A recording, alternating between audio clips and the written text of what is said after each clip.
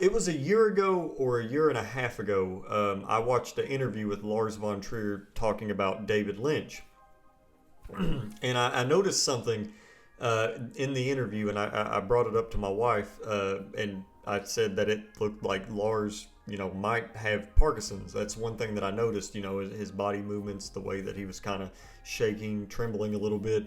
And the only reason why I say that, it was just an observation, when I saw it, is because I know somebody that, passed away from Parkinson's. I used to work with him, and it sort of looked like the same thing. So I don't know if he was diagnosed with Parkinson's then, and it's just coming out now because today, it was made public that Lars von Trier had Parkinson's. So I don't know. It was just an observation that I had. So I thought that was kind of bizarre. And I guess regardless of what people think of Lars von Trier, personally, I love him. I think he's one of the most inspirational things to me in terms of film directing. I love his films. I don't know. I'm not even just saying this to be controversial or edgy, but I think that Lars von Trier's movies are comfort movies to me. I can't explain it. I swear I'm not even just saying that. Like, his films are just, I don't know. There's something about them that I just love to sit down and watch a good Lars von Trier film. But yeah, he's controversial. He's said some things. You either love him or you hate him. And in my case, I'm a big fan of his work.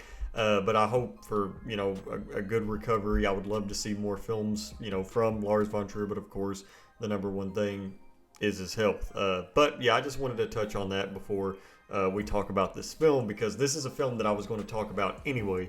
I was actually going to talk about it, I think it was going to be next week, but I just pushed it up, because... And also, I watched Dancer in the Dark, which I might talk about that one as well in the coming future. But Breaking the Waves. Now, this is one of my favorite Lars von Trier films, and this is one of the films that I've been waiting a while to talk about because I'm in love with this film. I love this film so much. This film has Stellan Skarsgård, of course. He's in like everything that Lars von Trier does. Emily Watson, and Emily Watson is also in Punch Drunk Love with Paul Thomas Anderson and Adam Sandler, and she's also in Chernobyl as well. So I'm a big fan of Emily Watson. Now, what this film is about is it's got the typical Lars von Trier jump cuts. I mean, I don't have a problem with jump cuts personally. I think they're great for continuity, but that's just me.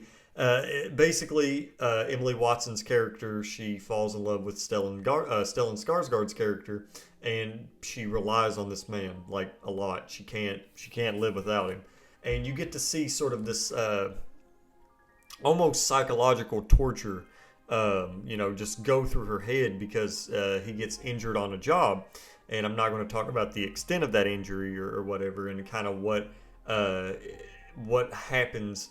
From that injury, what that injury sort of brings to both of those characters in a sense, because something does happen and it sort of progresses the story in a very interesting way, a way that I wasn't, expecting at all.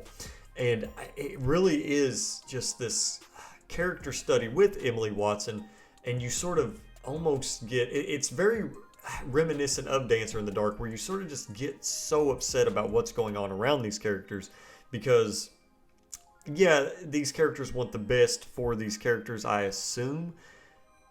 But at the same time, Emily Watson's character in this, she's very easily manipulated, I believe. She is very, how could I put it without being harsh? She's very oblivious of a lot of things. And Stella, and I do believe, it's not like said outright, but I do believe that Stellan Skarsgård's character is very aware of that, and I do believe he takes advantage of it in a sense. It is one of those touchy films where I feel like coming out nowadays, people would not be accepting to this type of film, which sucks because movies are movies and stories are stories. But yeah, it is one of those things where regardless of how you feel about it, you kind of can't help but notice it in the film.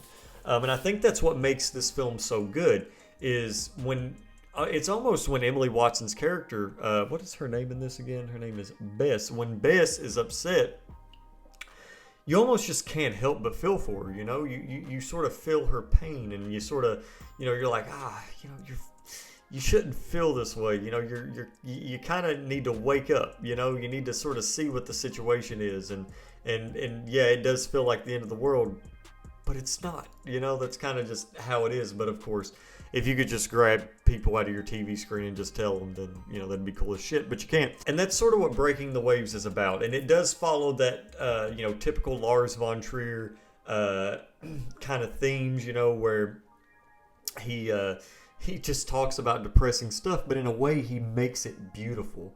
Like I said, I can't explain that. It's just Lars von Trier has a way of just taking these horrific subjects and just making them beautiful, like Melancholia with the planet, collision, like the planet going to collide with the Earth, and he makes that look good. And then Antichrist, like he stylizes that violence in such a way, especially the beginning of the film with the scene with the boy. It's like, this stuff is not cool, but at the same time, you make my eyes glued to the screen, like, what the fuck? That's why I like Lars von Trier so much. I feel like his films are going to live on for a very long time. Breaking the Waves, if you're a fan of Lars von Trier, I'm assuming a lot of people, I've not really heard people talk about his other films like Element of Crime and Europa, which I wasn't really the biggest fan of. Like Dogville, Manderley and stuff. But Breaking the Waves is one of those films that if you guys get a chance to check it out, definitely check it out. It's in this really nice Criterion. And yeah, just if you get a chance to watch this, definitely watch it. Because I know a lot of people have seen like Nymphomaniac and Melancholia, and of course The House That Jack Built. So I feel like The House That Jack Built, I feel like that's probably like the most popular Lars von Trier film that's out now. But Breaking the Waves is like right up there. So if you guys get a chance to watch it, definitely check it out. But anyway, guys, I hope you enjoyed this video. If you did, leave a thumbs up, maybe subscribe. Hope you're staying safe out there, and I'll see you guys next time.